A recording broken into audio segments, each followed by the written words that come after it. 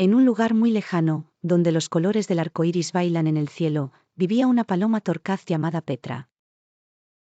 Petra no era una paloma común, tenía un brillo especial en sus plumas y un espíritu aventurero que la llevaba a descubrir los secretos más sorprendentes de su hogar en el bosque encantado. Una mañana, mientras el sol desperezaba sus rayos dorados, Petra decidió que era el momento de una nueva aventura. Con un aleteo entusiasta, voló hasta el árbol de los 1000 sueños, un árbol tan grande y antiguo que parecía tocar las estrellas. Allí, Petra encontró a sus amigos, Lino, el lagarto bromista, y Lola, la luciérnaga luminosa. «Vamos a explorar el bosque prohibido», propuso Petra, con sus ojos brillando de emoción. «El bosque prohibido», exclamaron Lino y Lola al unísono. «¿Pero no es peligroso?». Petra sacudió sus plumas con determinación. «Claro que no.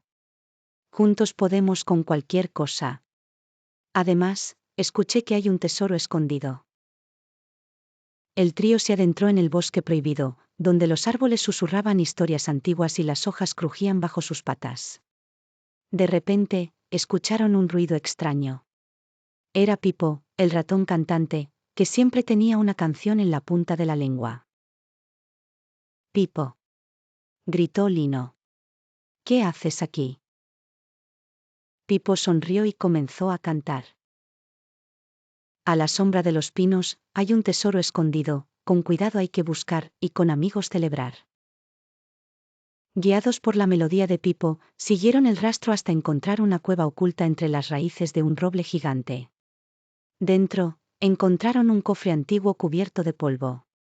Con gran emoción, Petra y sus amigos abrieron el cofre y descubrieron un montón de historias en pergaminos dorados. «Este es el verdadero tesoro», dijo Lola. «Las historias que nos enseñan y nos hacen soñar». Petra asintió con una gran sonrisa.